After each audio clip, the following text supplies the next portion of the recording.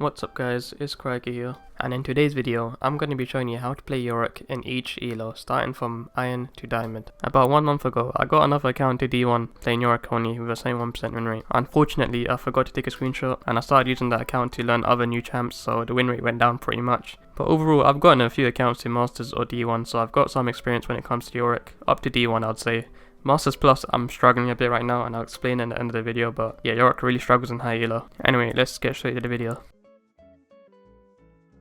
Not gonna lie, I didn't play in Iron that much, but I did play in Bronze for a bit, so I'm gonna put Iron and Bronze in the same category. YORICK in this ELO is probably the most OP champion. I would arguably say he's more stronger than Master Yi and Nasus when it comes to this ELO, mainly because he can split push multiple lanes, still output a lot of damage if you build the right items, and the enemy laner will not punish your early weak game, so you can get a free laning phase as snowball to mid game. Typically in this ELO I'd rush Youmuu's, and my first pack buy would probably be a Serrated Dirk. This is because I want to output the most damage possible with my ghouls, and since the enemy doesn't really know how to play the game at this point, you can really punish them and get a lot of free kills, so you want to get an early power spike. In this ELO I tend to get kills level 2 onwards. They don't really punish your level 1 weakness, and they'll let you stack for free, similar to Nasus. And you should easily have 4 ghouls for level 2 and usually win most of the 1v1s when you're level 2. When it comes to the mid game, no one knows what they're doing in this ELO, so split pushing would be a good idea. But if you want to have some fun and team fight, I'd say just stack some ghouls in the side lane. And knowing this ELO, most of the time they will not stop that push and it would probably hit the inhib after a few minutes. For runes, I suggest going with the Conqueror build. This is because you want to output the most damage, but honestly anything would work. You can probably even go Arcane Comet and it'll be pretty effective. I would say my playstyle from silver to gold 3 is pretty much the same, so I'm going to go ahead and explain that in one go. Like bronze and iron, I still go for the Youmuu's rush. Honestly, the Youmuu's rush is actually effective up to mid diamond, but at a certain point I prefer the Trinity rush. But yeah, for this ELO I'm still rushing it because I want to do some nice early game damage. But of course don't be stupid and build high damage items like Infinity Edge and stuff. Just build a Youmuu's and go with the normal builds such as Youmuu's, Trinity and Sterex. Sterex Gage. Yep, you heard me. Sterex Gage. But in all seriousness, just build normal items after Youmuu's, don't go trolling with stupid items, alright? The playstyle is still similar when it comes to split pushing and team fighting, but if you're not smurfing, I'd advise you to just split push 90% of the time because people don't really react to that in this ELO and it's pretty much free wins if you can split push effectively. To get out of this ELO, I generally believe just getting high CS numbers is good enough, mainly because people suck at CSing, and if you have a high CS number, you're gonna carry from that since you're gonna have more XP, more gold and more items, so yeah, I would say generally try to get 7 to 8 CS per minute, and you can usually get that easily if you just split push. For runes, I would transfer to the grasp option when I come to low gold, but generally in silver I'll probably go Conqueror only. Mainly because I like team fighting a lot and Conqueror is a better option for that.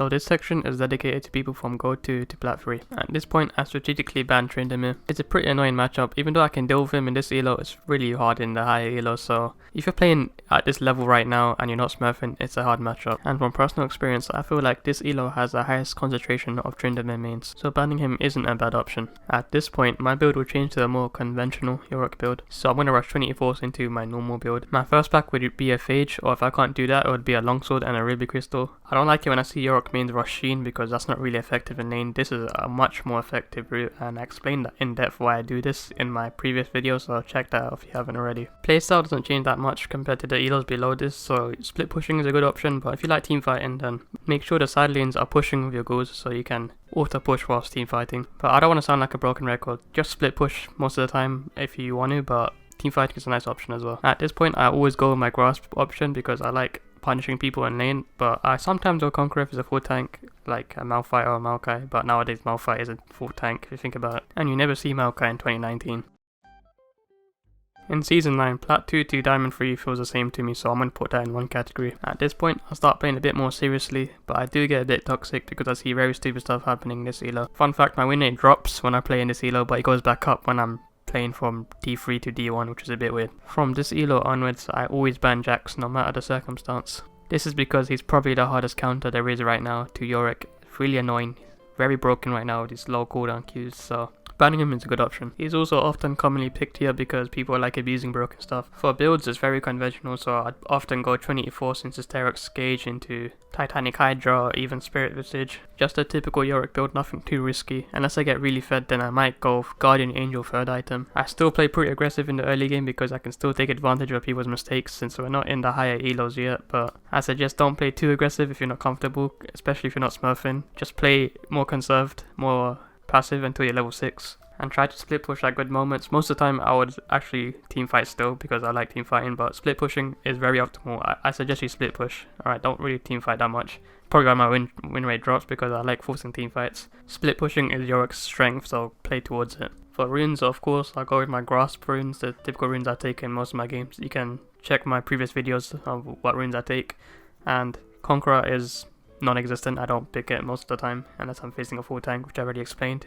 We never see. Alright, so mid diamond is D3 to D2, but after this I feel like Yorick gets really useless and I'll explain that after. So my build path is obviously the same. It's going to be Trinity Force, Sterox Gauge and Titanic Hydra and whatever else I need. From mid diamond upwards you kind of need to play really aggressive. You can't be too passive in lane, so I try my best to play aggressive at the right time, even though it's difficult for Yorick. This is because the meta around this elo is early game to mid game and you need to have a presence in your early game to help your jungler and stuff, and since Yorick can't 1v9 late game too often, you need to do stuff in the early game. I side lane a lot in this elo, so I push out both lanes from top and bot, try to soak up all the XP and farm most of the time.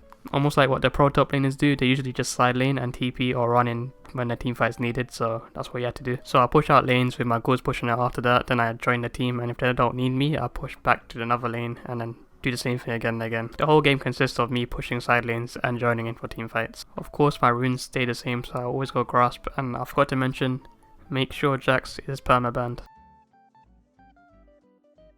This is when I start struggling, so I can't give you tips per se. So I'm going to use this section to explain why I'm struggling in this elo and why Yorick is actually crap for this elo. Yorick actually has a very weak laning phase.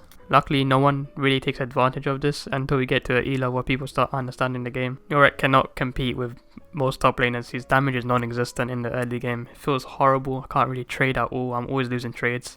There are so many hard counters to Yorick, such as Renekton, Tryndamere, Aurelia, Jax, Akali, Ryze, even though he used to not be a counter. The list goes on. He's really weak against most meta top laners, and it's really showing when you actually lane against people that know how to play the game. There's actually a Reddit post made by one of the best Yorick players in the world, probably the best in EUS, complaining about the state of Yorick. I'll put in the description if you want to read it. But TLD, he's basically sucking in laning phase and he has no presence in the early to mid game, so that's why he sucks in high elo, because high elo is all about the early to mid game. And in the late game we suck even more because there's so many champs that are way better than us, such as Ryze and Fiora. And the sad thing is Riot can't really do much, because if they even buff his numbers for the early game, he's going to be broken for the lower elos, so he's stuck in this purgatory of being really bad in high elo but really good in the lower elos. Something similar is happening with Nasus, because you can't really do anything to him as well, so these champs are just doomed honestly for the higher elos. And I know most of you are subbed because of my Yorick content and you are Yorick mains, and I suggest you keep playing Yorick until you reach